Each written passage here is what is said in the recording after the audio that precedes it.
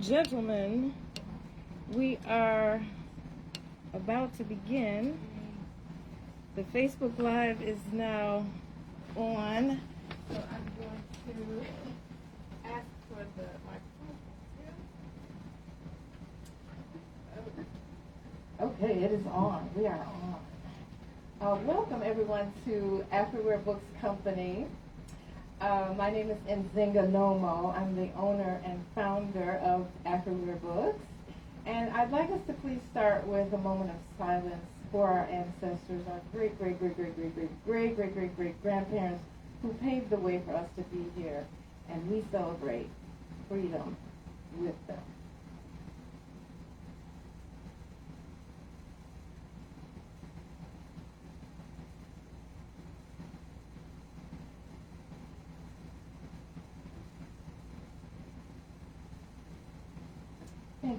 Thank you very much. I'm going to start with just a few announcements. For those of you who may not be familiar, the restrooms are located on either side of the elevator. Men's to the right and the female on the left. Please sign the email list. If you haven't done so already, it's right at the entrance of the door. Also, little plug for our next event with Dr. Hugh Jenkins. He's the author of Fasting and Prayer, God's Healing Therapies. That's going to be July 8th from 2 to 4. Today's event, which is an interview, will have the following format. First, we will hear a discussion or Q&A between the Mayor of Maywood and Senator Burris. And then, if there are any questions, we will entertain them up to 20 minutes after the first interview, and then the last portion will be the actual book signing. We'll bring a table in for the senator to sign directly to you. I'm going to interview our esteemed guest, but first I want to just give you the background of today's event. How did this happen? This event was birthed from a casual conversation with the now distinguished Dr. Demetrius Griffin. We were just chatting casually, and she mentioned, well, first of all, Afriware was honored and privileged to work with her after she chose our business as part of her doctorate project. Little did I know, when she approached me about that it would lead to expert consultation. She functioned really as a campaign manager for Afriware Books promotion, guidance in business development and growth. It's changed everything about how we're moving forward. And so I wanted to take a moment to publicly thank you for, the wonderful, yes, please. I enjoy working with you. Absolutely. She leveraged her personal, powerful contacts on our behalf, which brings me to Senator Roland Burris, one of her powerful contacts. She mentioned that she interviewed him years ago and that we could reach out to him as part of our brainstorming about getting our message out to the right people. I mentioned to her that I pass his home every week because he is now living in the same home that the great singer Mahalia Jackson lived in Chicago. Yes, it is a historical landmark. You could go there. Anyway, okay, so Senator Roland Burris is the author of The Man Who Stood Up to Be Seated, a controversial appointment to the U.S. Senate, his memoirs. Now, Roland Burris's bio reads like a treasure trove of African American firsts. This is just a short-term list. First African American appointed to the U.S. Senate. First African American Attorney General. And now, I just also want to compare it with now we have 15 African Americans since he started things off. First African American Comptroller from Illinois, and now there are 8. first African American elected to statewide office in Illinois, first African American to run for U.S. governor, and now there are 6 African American governors. First African American bank examiner in the U.S.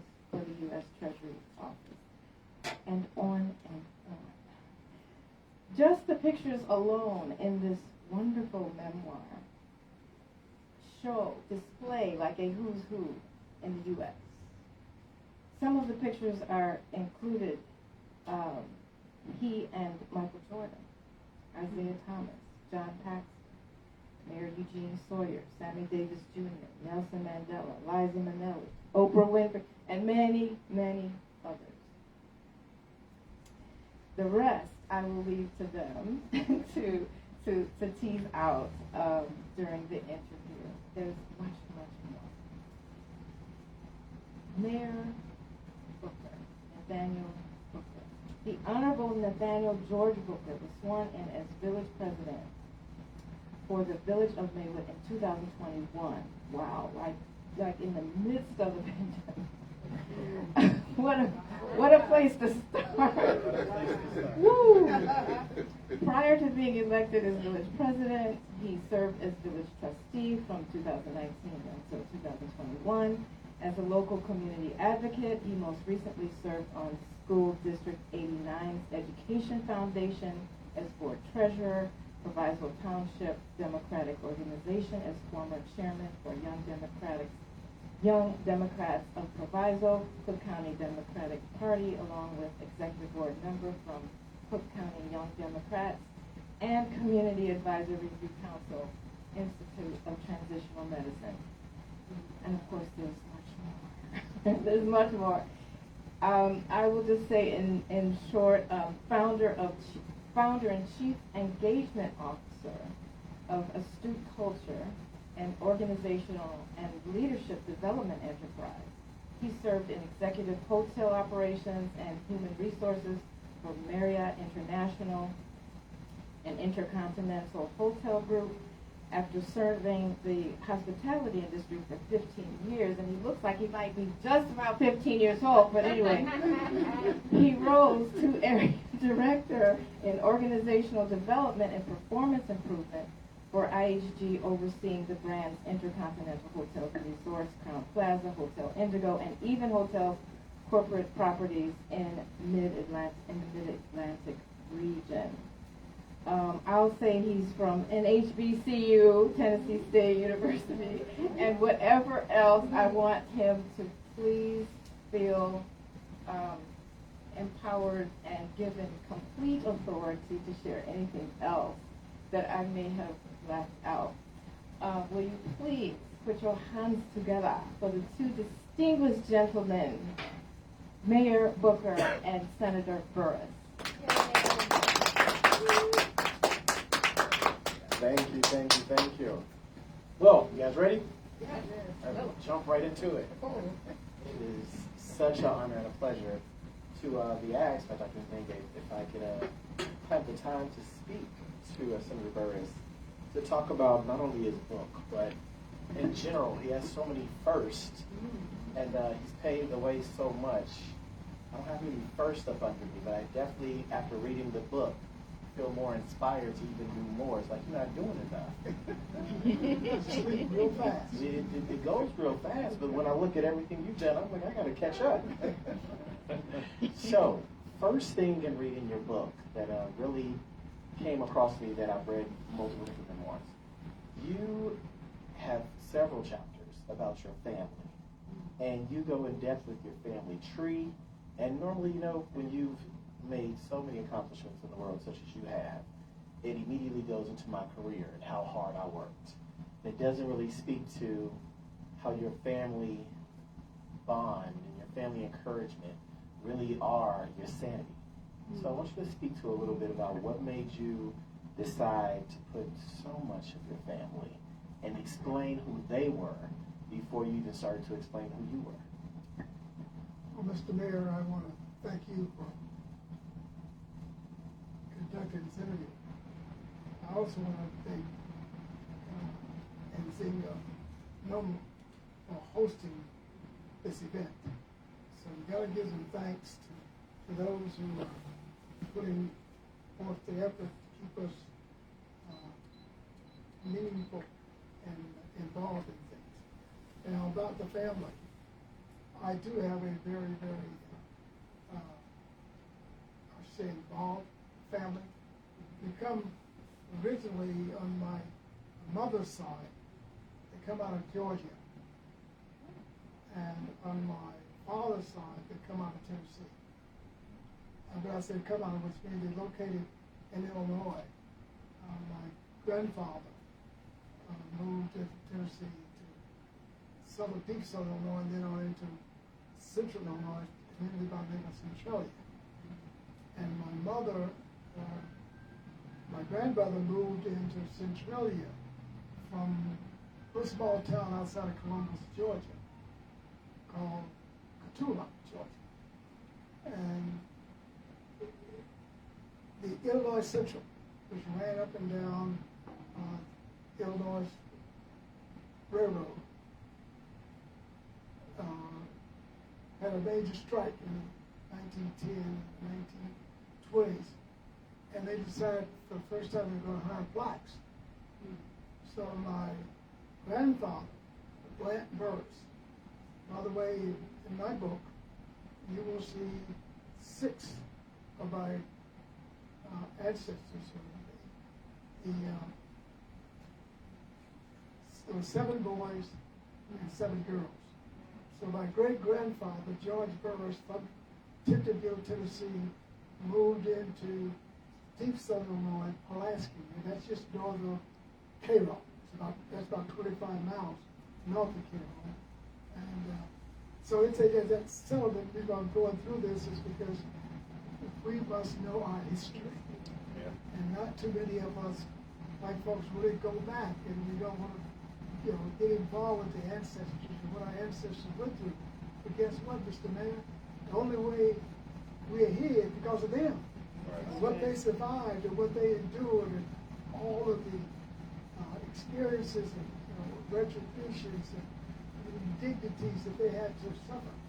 So I am very deeply involved with the ancestors. I can identify great-grandparents. Great-grandmother on my father's side was the mother of 14 kids, 7 boys and 7 girls. And in the book, there's a picture of 6 of the boys. But 4 of the boys died rather young. And the girls that moved out, I only got 3 of those in the picture, 3 of the 6. But they mostly all settled in Centralia because of Illinois Central. The railroad began to hire blacks, and primarily to break the strikes. And one experience that my grandfather had was they carried through a picket line out in Centralia, Illinois, in the back of an 8x4. It was about 1910 and 11 as he tells the story. And so he was going through the line, and had 3 blacks in the back seat of this about lane. And the other person beside him was his brother-in-law, my grandmother's brother. So as they were crossing the picket line, my grandfather was at the bottom window of that 8-bottle sitting on the door. And he saw this white gentleman raise up a pistol. He raised up a pistol to shoot. My grandfather ducked. When the bullet hit, his brother-in-law sitting right next to him. So that's what happened to my grandmother's brother, who also come from Southern Illinois. They were drawn into Pulaski, but they all moved to Centralia to work for the Illinois Central. And one year, Illinois Central published a magazine, all you can find it now. But it dealt with the history of the Burrises that put in the Illinois Central Railroad in Centralia. So 5 of those 6 boys stayed in Centralia and all worked for Illinois Central. Blant did 50 years, my grandfather. Sam did 50 years, my great uncle. Russell did 50 years, my great uncle. And then, of course, Joe moved from Saginaw, Michigan. And he didn't work real. But AC and George Jr., AC did about 50 years, George Jr. did about 45. My daddy was the oldest of the Burris kids between Black Burris and Bertha Burris. He had almost, because he died only 6 years old, but he did about 35 years. So they put an article in the magazine years ago that said the Burris had almost 300 years of service for the Illinois Central Railroad. Wow. And of course, in Centralia is where they turned the old steam engines around. Now, you two y'all know anything about that? Y'all know what they had as they call it a turntable. Because the steam engine, couldn't turn around. And see, the diesels could go backwards and forwards. But the steam engine, you had to turn around. And if you want to go south, you had to put it on a turntable, spin it around, and kick it out, and then it go in the opposite direction. So that's where Centralia was. Plus, they built some of the freight cars there. So it's a car shed. And of course, blacks were nothing but laborers. I don't care how long. I had a white high school graduated high school with me, and he didn't go to college or anything. He went to work for Illinois Central. I graduated high school in 1955. This young man in 6 months, guess what he was? He was my daddy's boss. Wow. And he had gotten promoted because his grandfather and father had also worked for Illinois Central, just like I did. Within 6 months, he was my father's boss. My father been there for 30 years. My grandfather had been there for, at that time, probably another, somewhere in a term of 50 years. So we had a strong family. I'm the youngest of 3 kids. I have an older brother. Unfortunately, he was also a school teacher at Centralia, his master's from Southern Illinois University, and a sister. My sister finished high school, and she took off and headed to Detroit, and then she started her family. My brother and I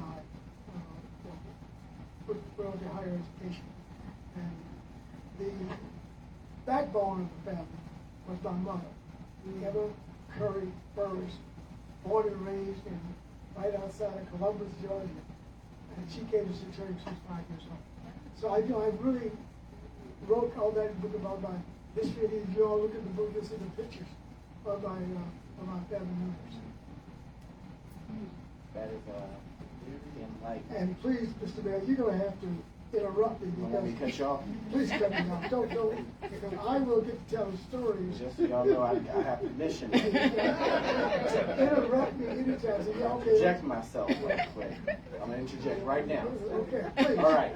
So help me understand how a gentleman whose family was heavy into the railroad, heavy into the work that could be done in Centralia, ended up in universities, ended up in Germany, ended up at Howard University, and ended up as a U.S. Senator, candidate for governor.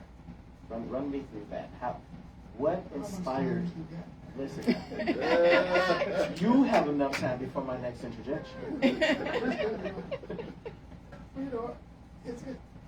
is a long story. I mean, I had a great growing up, and of course, what I did state was my family was kind of the go-to spot for the white community to deal with black community of Centralia. We ran the grocery store called Burris Grocery, and all the white salesmen and everything else would come to the store. And my mother was a very, very outgoing person. She was outgoing, and she gave almost all the food away from the store. That's how outgoing she was. But we were looked upon as kind of you had the doctor's family and Burris family and the O'Neill family. And one of my colleagues, by the way, who's a distinguished individual in his own right, first black pilot for United Airlines, his name was William Norwood. Bill will tell you, he lives in Mesa right now. I talked to him yesterday. And Bill will tell you that his family, we were the so-called haves. And the other group, he called them the riffraffs, the have-nots. Well, look, all of it, we didn't have pot, no window.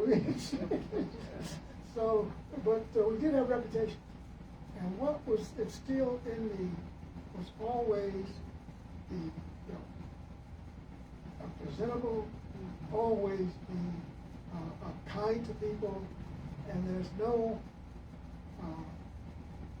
pleasure in just being absent of, because we didn't know. But my dad didn't even want his own guns. A lot of our people did hunting, but my family, my dad would not let a gun in our house. And of course, we were also very religious. My dad was a Methodist, my mother was Baptist, and we had to go between the two churches. Rick's Chapel, and New Bethel Baptist Church. And so, in the baby, my brother had graduated from high school, gone on to SIU, because he was 3 years older than me, and the sister was in between, so she was 2 years old. And so, my first really good example of how my parents were about education. My brother graduated from high school, and he came to Chicago. He was working a job. He was going to try to work in order to get somebody, what he said, to save to go there, go to college. But my father decided that no, you are going to go to college now. So he talked to my brother up in Chicago and said, son, you won't just come on home, because we'll enroll you in school in September, and that's how you carpenter. My brother said, well, no, Dad got on the train, came to Chicago, went to where my brother was staying, had made him pack his bag, pack his clothes, and then put him on the train, took him back to Centralia. The next morning they got up, and he took him to Carbondale, and enrolled him at SIU. My brother ended with a master's degree from Southern. And so I knew growing up that I didn't have a chance.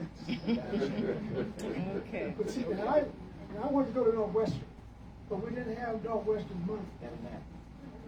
So you didn't have Northwestern money, but you had Hamburg, Germany scholarship. Well, yeah. So let's talk about that one. How did you get to that? All about education. But when I left, because I told you about the swimming pool. Okay, that's what put me on the path. But all my education, 4-year scholarship to Carbondale, 1-year exchange student scholarship to the University of Hamburg in Germany, and a 3-year scholarship to Howard Law School. Wow. So I was honored with scholarships, and did not have to pay tuition. That's why I did not go to Northwestern, because that tuition was something like $700 a year, and I could go to SIU for $35 a semester. Sounds like faith and favor. The Lord was covering you. Oh, look, because I'm going to tell you about these student loan payments I'm still making right now. Well, I got a son who went to Northwestern Law School. Okay. And he was supposed to have his job. He got, I don't know how much student loan debt. Right. Okay? So I'm familiar with student loan debt, though I don't have it. And well, they didn't have any student loans. There was no such thing as student loans in my day. You either made it. And see, that's what they set up a scholarship at SIU right now. There was I gave a pot of money for what, and they called it a scholarship. It's not really a scholarship. It's an emergency fund pot. Because I had a friend from DuQuoin, Illinois, which is between Carbondale and Centralia, who was a freshman. And he was always waiting for his envelope to come from home in the mail. Come in and get the mail, looking for the mail, nothing came home. So he had made it his first quarter. We were in the quarter system at SIU. I was a sophomore, he was a freshman. And he then tried to make his first they made the first quarter, but he gave it to the second semester. For some reason, his parents couldn't send him any money. And so Floyd would come home in the evening, look for the mail, no mail. Floyd would drink all the water he could, fill up his pot, and go to bed. get up the next day, he could get a donut, a cup of coffee for his job in the morning, so he could get his morning stuff. He could get him a sandwich for lunch, but he couldn't get any dinner. He did that in that second semester for almost a month. And then one day we came home, Floyd was gone.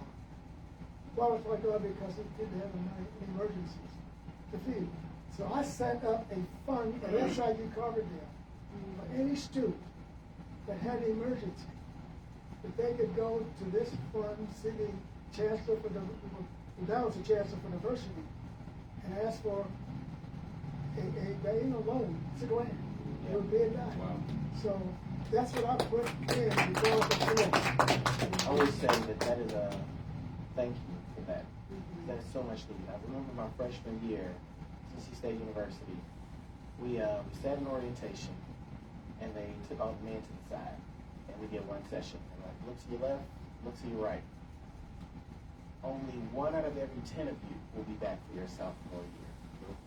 And it really came down to finances, and or your family needs you back home, or you're getting into some business you don't have a business to get into. But it predominantly came down to finances, because realistically, in the family dynamic, if the family financially was okay, you wouldn't have needed to come back home.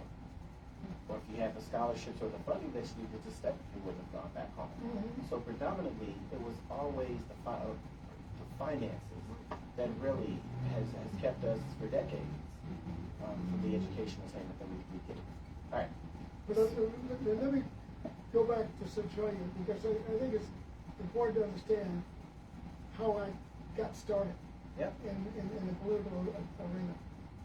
See, we had this park on the west side of town.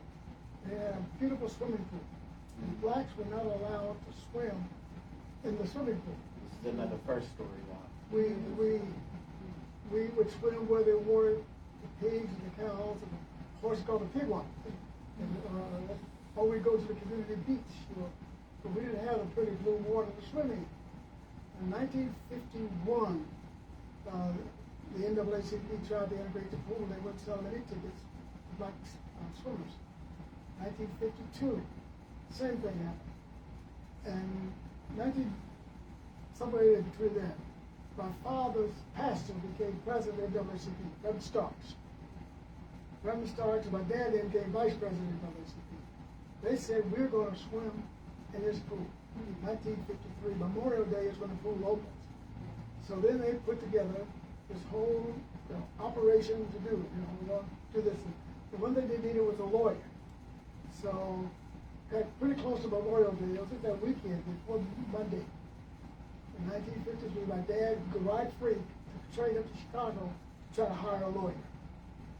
No lawyer would come up. He returned home empty, but that Saturday he went over to the Roland David community in East St. Louis. My dad found an attorney who said he would come be there in case something happened to us when we tried to integrate the school. So my dad gave him, Mr. Mayor, $100. I know you'll treat that as chump change right now, but $100 was about, well, my dad was making 35 cents an hour for Illinois Central. So that'll let you know what $100 was in 1983. Yeah. He gave him a retainer to come and represent us. Memorial Day came in 1953. The 5 little black boys, along with my daddy and Reverend Stark, out in the back of his car, heading to the Fairview Park to swim in the sixth-grade swimming pool. Now, it was my brother who was home from college, and the 3 Lawson brothers, Willie Lee, the Vance, and Roland. And so they headed to the pool, and we got there, and Monday afternoon, the pool was lined with white folk. Standing there waiting to see whether or not we were going to be able to swim. Reverend Stark went up to the counter, and guess what? They sold him 5 tickets. That was a shock. He came back and got the tickets. That means you don't got to go in. Step one. Step one. So we then headed in, and you had to take a shower before you got into the water. So we took a shower, and the 5 of them little runs around the whole little concrete look at that, people just looking at just staring at us. It was cold that Memorial Day too, and we were shaking like a leaf on a tree. We didn't know it was cold or we were scared. But I did this. Looked up at that high diving board and said, I can handle this. Went up on that high diving board on Booker, took the most beautiful swan dive you ever want to see. Into the pretty blue water. Look at that. And guess what? We found out that the water was blue. The bottom of the pool was painted blue. And we always talk about we want to swim in the blue water. But then to wrap this up, we home, nothing happened. We swam, the 5 of us, the 2 very got, Brother Star took us home. We just chill. We swam down in the pool. But Daddy had gone and he came back in about an hour or so later. He was livid. What's going on, Dad? We can swim. The lawyer that he hired didn't show up. And this is what he said. I was 15 years old, getting ready to finish my sophomore year in high school. He said, the lawyer that we hired didn't show up. And we as a race of people are going to get anywhere in this society. We've got to have lawyers and elected officials who are responsible and responsive. Dad never told me to be a lawyer. He never told me to be a statewide elected official. But guess what? I was on that track. You made that impression. Oh, yeah. The rest is history. I went back that summer when I started school again. Took one of my brother's suits because he was away as a senior year in college. Junior year in college then. And got one of my daddy's white shirts, double ties. I went back my junior year in high school and said, I'm going to be a lawyer. And some of my classmates said, hey, you must be out of your mind. But anyway, I ended up, if I hadn't been so, playboys in my freshman and sophomore year, where I graduated, Playboy. D in Latin, D in... That's what's not in the book. D in geology, D in geology. I would have graduated high honors. I graduated honors. Because that's how I got my scholarship to SIU. Yes. Okay, and so, but then at SIU I was pre-law, and when I went to study in Europe as an exchange student, I studied international law. And of course, I was going to go back to Southern and do a master's and then try to get to law school. So I got admitted to Howard Law School on a scholarship. And that's a real long story. Yep. Okay. So, before we get too deep into the political aspect of it, let's talk about how we've talked a lot about law so far, but comptroller office, talk about that life.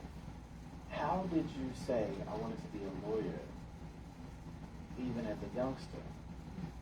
Go to 3 different universities, attaining multiple levels of education to go straight into law, to litigate, but then ended up in the comptroller. No, I went to law school only to get the training. Just the training. I went to law school to be an elected official. Okay. I went to law school to be a public servant. Yeah. And because I figured that the law would be the evidence. So this would help with the advocacy. Right, and the skills and the knowledge and the ability to deal with situations. Because I was going to try to help go into politics to solve some of our problems. And of course, I had worked in Chicago, and I'd seen what was happening during the summers when I was up there when they had Mayor Daley and his mayor, and how we had what we call a democratic machine. And that machine would take one person in a family and give them a job and tie that whole family into that one job. Yep. And so, and that's what they call, patronage. See, I'll say in reading the book, it came, the way I read it, it was more so that you definitely were intrigued in advocacy and politics, but more so on the back end, like the puppet master, if you will. Because you were helping a lot of different campaigns, you were helping a lot of different people. Well, I had to But learn. at the same time, you were more in corporate with your benchmarks and your measurements of saying, this is what I want to get at this certain time, this is what I want to attain at this certain time. So walk me through this. You had strategic goals when it came to your career that was not political, but all the while aligned with your political future that you saw for yourself. Well, the whole thing was going to the political side, and everything else was enabled that. When I became a bank examiner, because I needed a job to feed my family. But I never did forget about, public office. And then after I did the bank examining for a year, I went to the biggest bank and got a job in the banking business. Yeah. Well, and then I was making contacts in the community. While I was working at the bank, I was out there, running how to operate in the campaign. I was working with the independent bloc for the Chicago elected officials. So somewhere in the book, you were transferred from one division to another in the banking industry, right? So, yeah, I went. Was that strategic on your end, or was that because you said in the book that was kind of unheard of to do? It was hard to go to the trust side. See, I was in the trust tax division. Right. Because I was this black guy who had been a bank examiner, was a lawyer. They didn't really know what to do with me. So I was on the training program for 4 or 5 months. Most training programs are 30 to 60 days in those days. Okay. And mine, because they're trying to figure out where they're going to put me. So they didn't know what they ended up putting me in the trust tax division of the trust department. And so there's also the commercial side of the bank, where you're making loans and dealing with the customers and this thing, the other thing. And so it's very difficult to go from trust to commercial. Yeah. But because I was in the community, You already had relations. and when they decided that they were going to do, President Nixon had decided this black capitalism program. And one of the bank officers even went to Washington. It went to Washington with the Nixon cabinet. So they then start doing lending to black businesses. And with this, I had actually transferred out of trust tax before that because of the aggressiveness that I had at the bank. They were going to put me in the area to deal with doctors and lawyers to try to get the black community to come to Continental Bank. Investments. But then they entered the business side. Yeah. And when they started black capitalism, the vice president then of the small business group reached and got me and said, well, we think you should work with this group because you already had contacts in the community. I've been down in the community. I knew all the players that they were trying to deal with to help black businesses. Yeah. Because I had, worked with those Bill Cousins, Sammy Rayner, and all these other individuals in the community, and so it was a natural. It was a natural thing. So thinking about the natural, I think we'll have to do a part 2 to this because we haven't even tapped into it. But as we're thinking My problem is I talk too long. You gotta cut me off. I've been trying. But your stories are so good, it's kind of hard to stop them. So I would say, while in thinking about how good the stories are, I will go for like the thought process. It's interesting that you say that the goal and the vision was always political. When I read, break down, you have to be more strategic and methodical than you really convey in this book. But let me tell you this. I went to my wife. We've been married now for 61 years. Congratulations. I went to my wife and said, hey, I'm now settled at Continental Bank. This is I've been a bank examiner traveling in the Midwest. And then I said, look, Continental Bank, I've been there for about 3 or 4 months to do the trust tax side. But then I got to get active in the community. Yeah. And so I started joining every organization I could join. Yes. I started being involved and being responsible. I wasn't, letting people know I got talent and skills I could bring to their situation to improve what they were doing, especially in politics. And so, I was running campaigns. I remember Congressman Dawson, you may have heard that name. He had a chief of staff by the name of Lawrence Moore. And I became the gopher. I would set up the meetings, learning how they operate. All while you were working by day and campaigning by day. Absolutely. When did you sleep? That's an issue. Because I told the wife, look, I now got to go after my dream, which is politics. Okay. But I can't do the politics unless I get a name and build up a reputation. And in doing all of that, as you were building the name and building the reputation, talk to us about some of the loans and some of the finance deals that you were able to get for the Black community that normally would not have happened, but if not for you. Yeah, well, I went back, by the way, we set up a whole division. I became the first Black officer of the bank. And that was, in those days, to get officer of the bank, when you say you get the key to the men's room, you also get the key to the dining room too, where you can eat free. I saw that. You were excited about that. And a whole 9 yards. I was the only, that was that perk you were really happy with. I was the only Black person up there, on that 23rd floor in that bank building at lunchtime. But so you got me on track. I was going to think about the. Let's see now. Think about the finances that you were able to bring to the Black community. Oh yes, right. Back to the division. So I was able to create this division, and then I had at least 5 or 6 people signed to my division, and we were doing the government guaranteed and minority lending division. It's called Group 4B, and I loaned money to several companies. One of them is 2 or 3 of them still going today. Well, the nursery on the west side, and I can't go into detail, but I wish I had the time to do that. I'll tell you about this lady. Cut it off? No. Keep going. Keep going. going. I'm gonna cut you off. Oh, yeah, please. He's got it. He's got it. Please cut me off. This young lady lived on the west side of Chicago. Okay. 40, got to apartment here. And she was keeping 5 or 6 kids down in her basement for daycare. And both parents were working. She had a little daycare. She finally got it licensed and got that. But then she said she had this dream of wanting to get this closed supermarket that they closed to set up a nursery school. And they could hold at least 300 kids. And what year was that? This is 1969. 1969, and they're still open today, over 50 years later. Yeah, it's the learning tree.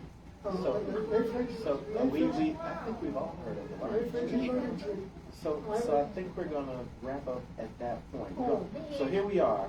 We're not even in politics yet. So what are we at? 1965? I mean, 69 was just that long, but he didn't get to the story of how 69 even happened, right? Right. So I think we're definitely going to have to do a part 2. Yes.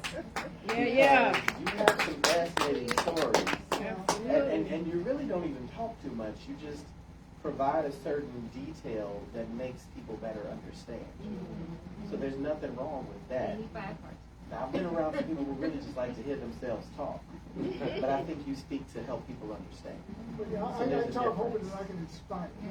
That my life is tempted to be a role model. I make no apologies for it. And I'll be a trailblazer. I make no apologies for it because I figure that's what God put me on this earth to do. Amen. And that's where I'm headed and trying my best. Create organizations, create situations, help out people. And I really don't refer to myself as a politician. I refer to myself as a public servant because I was designed to serve the public. And Because I tell people all the time, I'm like, I really don't like politicians. I'm more just a vessel. I'm just trying to change the world and make it a better place. we got to do it. We do it. So I'm going to do It's it in your hands. because your book It has is in your definitely hands. inspired me to do even more. I think of, so when you say, like, I need more first on my memoir than you had. So I know I'm the first to be on the board of directors for the National League of Cities from Suburb and Cook County area in the history of the 100 years of the organization. Okay. So we represent over 19,000 communities across the country. Right. I am the first to serve on the executive board in Suburban Cook County, period, of the National Black Caucus of Local Elected Officials that has been around since the 1960s. So I got a couple of firsts. I know first I did. That wasn't in the book. Remember, we talked earlier about what is a first that wasn't in the book.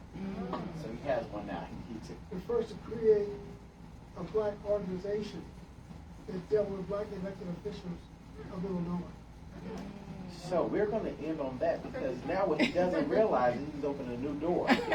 Because in saying that he's opening that new door, as an executive board member for the National Black Caucus of Local Elected Officials, I just came back from Jackson, Mississippi, literally this morning at 7:30 a.m. to come see you. But we are establishing the Illinois Black Caucus of Local Elected Officials to be launched in September during the Illinois Municipal League.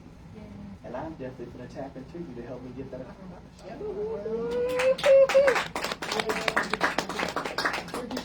Because I've tried to create all kinds of black organizations versus there were 5 of us elected statewide. I created the National Association of Statewide Elected Officials. And I was vice chairman of the Democratic National Committee in Washington. My responsibility as vice chair was to try to elect blacks statewide in America. I got so many stories about what happened when I told them the state Democratic Party of Alabama that we wanted to elect some blacks statewide. I guess you figure what happened. You wish and hope and pray. All right, and with that said, we're going to wrap up part 1. Right, this is part 1. And, round of applause Round of first, applause. please. Thank you so very much to the Burris. And the next part, okay, so We're part... going to open up for some questions. Right, questions. However, I want to acknowledge the presence of Dr. Hurt, the chairwoman of the Education Task Force. Thank you. Chairwoman of the Education Task Force, 7th Congressional. Thank you, District. Dr. Hurt, thank you so much for joining us. I was going to... Yes. Oh, yes. Oh, yes. She's She's the chairwoman. Yes. I was going to suggest to ask the question and keep the mic with the mayor, who will repeat the question for the studio, for the online audience. Okay. Okay, there we go. All right. First question.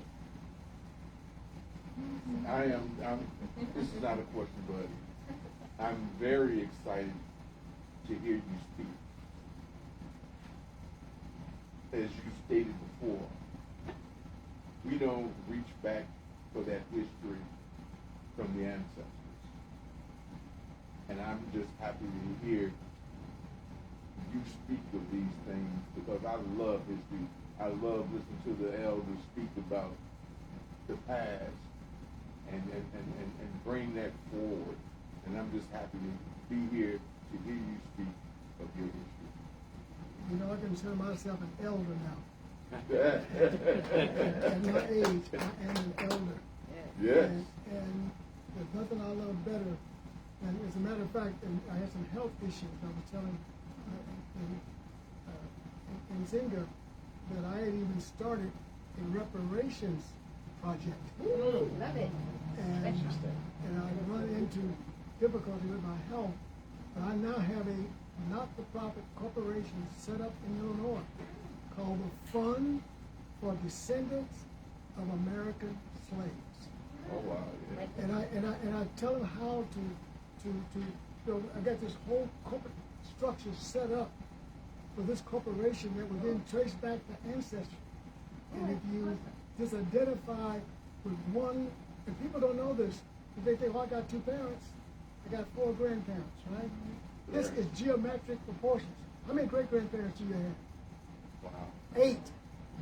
How many great-greats do you have? 16. How many great-great-greats do you have? 32. How many great-great-great-greats do you have? 64. Okay? And we will trace back, but you get to number 5 or 6, you get to the slavery. And that's, you identify with one of those. Then I was trying to raise the money, and I got that at that point where I just did not feel like going to these white corporations and these white philanthropists trying to get billions of dollars into this fund. What they're doing in Washington with this study, they don't need to study reparations. You don't need to study it. No. So I set the company up and just had health issues and when COVID came, and I just backed off. Well, let me say I would like to help get that started again. Yeah, me too. So whatever you started, so now you got me for 2 different things. Because we're doing... That's what I do with Ancestors. We're doing a project in the village of Maywood in partnership with the National League of Cities that focuses on cities addressing fees and fines equitably.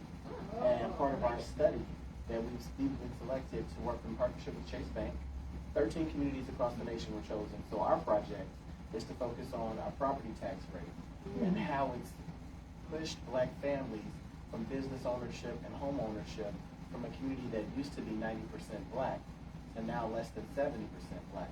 And how do we now create programs to get that home ownership and business ownership rate back up?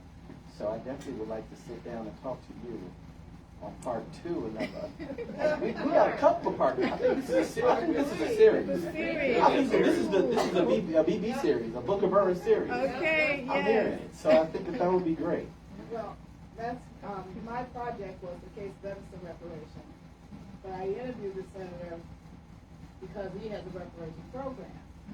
And I found it so interesting because we didn't follow through, and I really would like for yours to be the one that would, work. But listening to you, when you talked about what happened in Centralia and going back and interviewing my people, what I did in Evanston from 66, well, they turned 66, they were 65 at this time, to 94 years old. And it's like something happened and the redlining was really a big issue with them.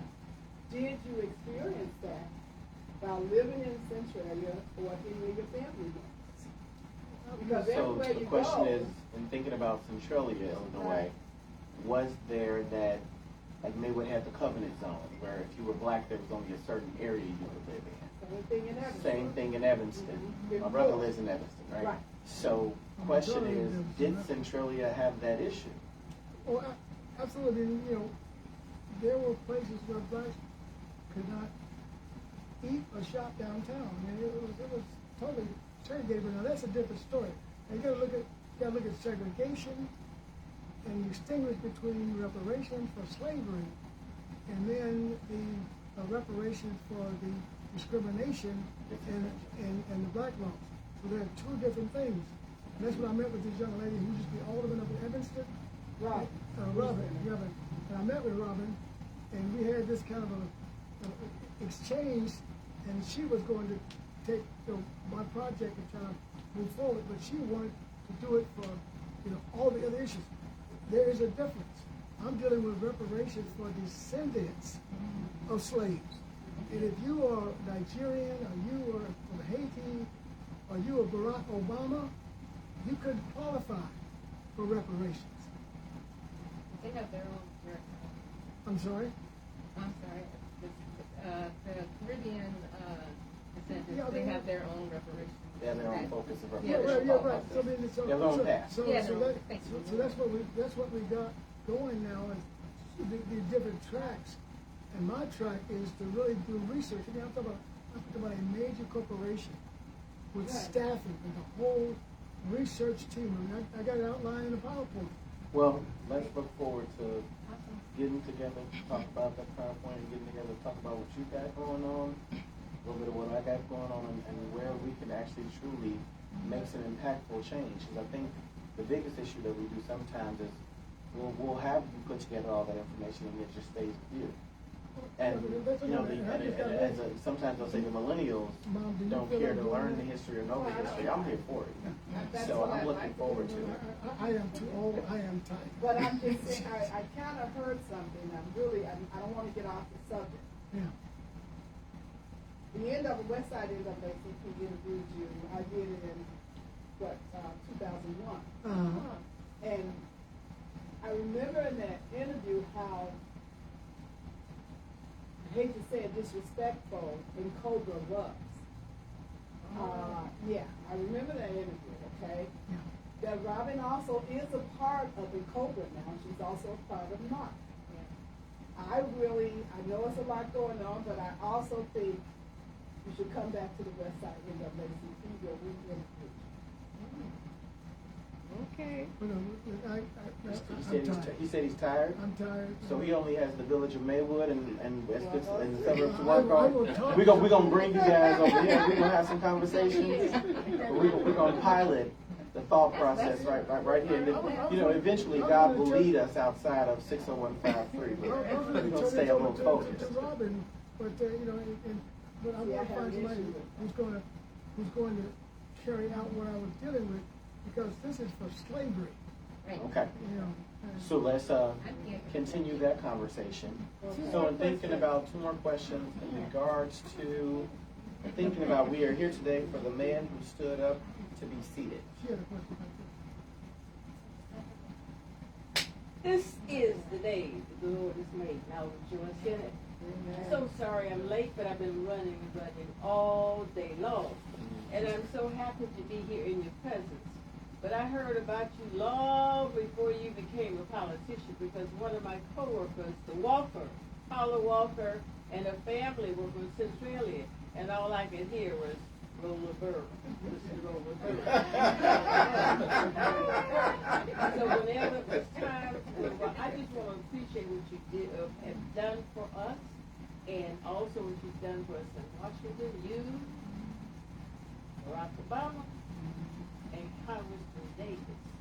Those you three men, like the Father, Son, and the Holy Spirit, really, really, you did a tremendous job bringing no disgrace to us at all while you were there. What you did was very consistent with bringing back resources to the community. And those of us that are here, I know we're preaching to the choir, but we have a lot to do. We hear about everybody's history, reparation, everything else. Everybody's except ours. Now, even in Springfield, it's been on the books to teach Black history for many, many years, but it's not being enforced. And a lot of libraries are no longer in schools. They're not putting in schools. They're talking about building libraries outside. Most people are afraid to walk outside their door, let alone walk out and go to a library. You need a library in the schools. And those that have libraries, they begin to ban books. And guess what? They're banning our books. It appears to me that they don't want our children to know about us. They don't want them to know anything. So it's up to us here to reach out in some way, whether it's an email, write the news media, or whatever, that we want more Black history taught in our schools, because it's not being taught. I was an assistant for 36 years, and I taught Black history 365 days, plus that extra day when we got it. Because I'm Black today, not only in February, but every day, can't you see? You need to know. And a lot of times, children can't be what they can't see, you know? And we need every little bit of encouragement that we can with the new Board of Education, and to help as much as possible the new mayor in some way get to him. We got to have our Black history taught in our schools. When you're making your field trips, come to Afriware. Go to the South Boulevard Museum. Yeah. Let the children see that they are somebody, you know, like Reverend Jackson, hope alive, because I am somebody, you know. So it's just a pleasure to be. I'm going to get your book and read it, and after I read it. By the way, I was executive director of Operation Push, and I worked with Reverend Jackson. I was for a whole year. When I left the governor's cabinet, I went and ran Jesse for 1 year. Good. And then Jesse ran me out. I think one thing to go a few thoughts that I've had in listening to what you were saying. I guess I'm going to respectfully go a little like tennis match back and forth a little bit, if you allow me. I think our biggest issue is we are expecting a system that wasn't designed for us to make us respect us. Yes. And I think we've given that speech for so long, we've drinking our own Kool-Aid as if they will ever care. One of the reasons we started the Education Foundation to specifically focus on Black educators getting back into the field of education, right? Because if you have predominantly young white teachers working in lower income communities because Teach for America is going to forgive their student loan debt, they don't care about your Black history, nor were they hired to talk about your Black history. And we can writing the letters and looking for legislation, guess what? It's already there. Yes. The news media is already aware. But here's the part. We pat each other on the back for passing the legislation, and then we walk away expecting for the white teachers to teach it. All right. I guess I look for the standpoint when we just got funding for the black, right now, if you go next door to Broadview, there's the African American Black School that's going on. It's a summer program that was fully funded by the state. There is grant funding in place for violence intervention, gang intervention, youth development, millions of dollars. When are black people going to stop waiting to be taught in an education system that wasn't designed for us versus applying for some of these funds and establishing our own schools? We have libraries, we have park districts, we have empty schools on the weekend. We need us to say, I will volunteer 2 hours a weekend to actually do it. Who's going to help me cook the meal? Who's going to help me put together the curriculum? And now let's teach it. And I think that that is what we've gotten away from. When you think about Fred Hampton, right? He wasn't trying to force everything to be taught in a classroom. He said, we'll create our own classroom, right? Where are we to create our own classrooms today? We have right now funding of over $1 million. So we have a student resource center that we focus on for middle and high school students at one building, and then the Life for Recreation Center for the elementary building.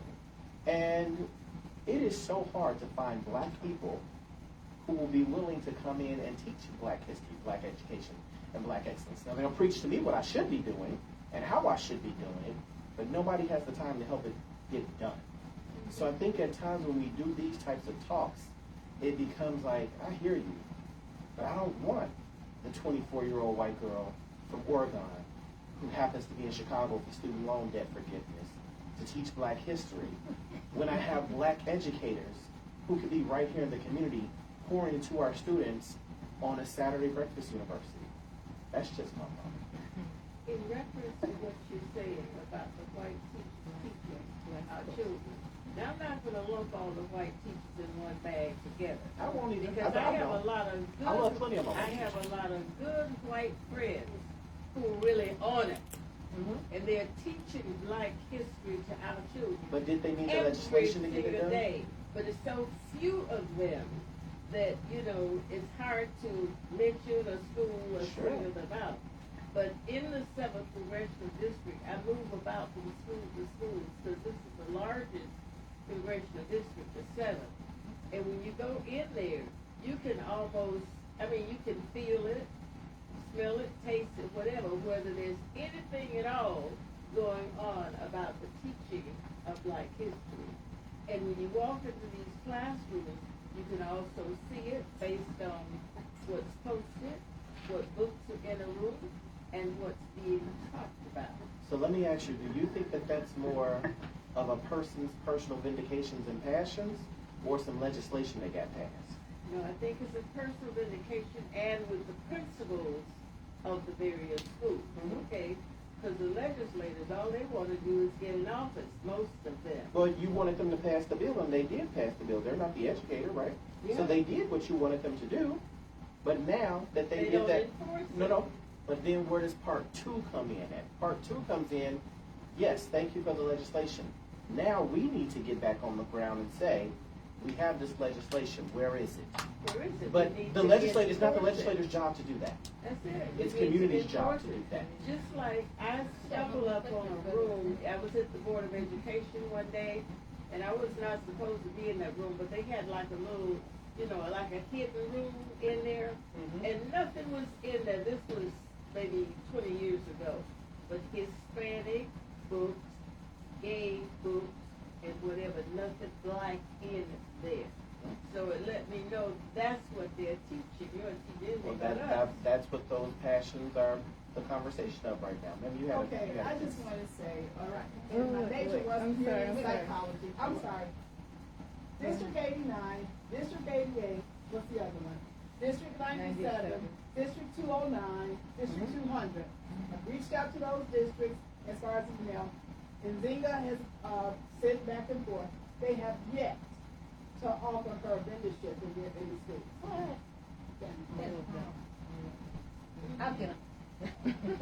One of the things that I recognize is that most communities listen to their historians. The black community don't know their historians. If I go to other communities and I mention the name Herodotus, most Europeans, they're gonna know who he is. He was a Greek historian, or Sparta, or Pliny. They know who he is, but no one in the black community knows of our historians. And they laid the foundation for that education system to get out. And I think that's one of the problems with our community.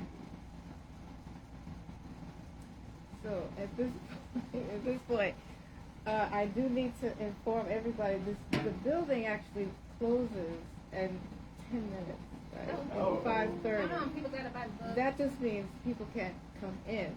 But it's also a sign that we really have to wrap up, because we want to also be very respectful of our guests' time, and also give you a chance to autograph some books, right? So I think this is also a clue for part 2 or part 3, right? Because there's a few I of think us it's a here. series. I think it's gonna be a series. Really? This is a series. Yes, I'm sorry? as available and willing. Well, as available part as he two. will be, but Yes, I think yes, just yes. the overall context of the conversation Yeah, can absolutely. morph into Yeah, I'll go for that. a series Bring of the different educators. conversations. Absolutely. So So we can already anyway, cut the ties, so we're gonna pull on them as much as he allows. right. So in Brother, closing, would you do that kind of work? What are you asking her? from 85-year-old to 85-year-old. I'm talking to my comrade here. You youngsters will be young, we didn't fought the battles. Okay, We knocked down the okay. walls and y'all gotta pick up the bricks. We knocked Yes, down. sir. Yes, sir. But part 2 may be a Zoom as well. We'll make it work, but I think to have the Here's interest the future right here. is indeed. And the future's reaching to the past. Oh, okay, but this is the future. All right, I love this. I love this. We gotta deal with it. So anyway, can we please put our hands together to thank the guests here for a wonderful exchange? Yes. You're really terrific. We enjoyed this tremendously and look forward to other part 2s and 3s or whatever at the appropriate time. And I want to invite everyone to support this event by purchasing a book. We have plenty of books around the corner. They're $35 each, and we're gonna. How much are they? 35. Okay. And we're gonna pull And the. look at those books, they got colored pictures in them. Oh, Pictures are not that's black yeah. and white. You gonna autograph my book? Yes, ma'am. Absolutely. So we'll bring the table out here, and again, the books are around the corner. We have Okay, good.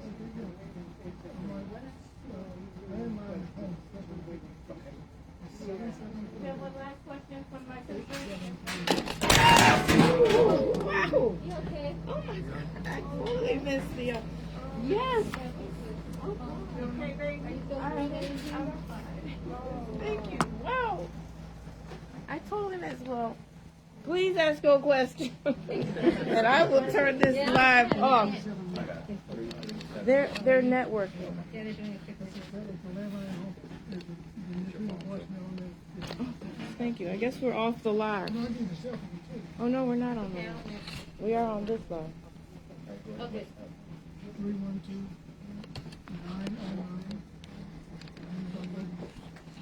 Oh God. Whew. That's what, thank you. We have one last question. Senator, you know what? There was something I wanted to tell you. I was listening to you as you were talking about Illinois Central. Yes. I work for Canadian National. Everybody wants to talk. So as you know, we absorb That's what the book says. Illinois So Central. you also go to Illinois Central? Yes, sir. Oh, okay. So as you were talking, I was like, that's our line. That's who I work for. Yeah. So small world. Absolutely. Yeah. You like me? We got almost 300 years of. That's why I was listening to your family. Wow.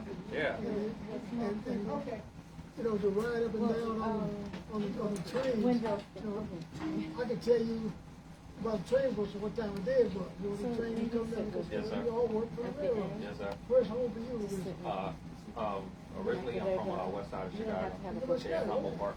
your name was No, That was Roland Burris. Thank you. Oh, I know New York, sir. Look, I pray for you guys every night. Thank you, sir. My first responders, the Lord continue to bless them. Thank you, sir. I appreciate that. Because man, you guys do stuff that just you know, it just ain't. Yes, sir. Yeah, just come up and talk to him. It isn't the way it used to be. Yeah, oh, no, it's not. It's completely different now. You know who got guns, you know, these young people out here, and the young people, they just, Yes, sir. be safe. Thank you, sir. I appreciate it.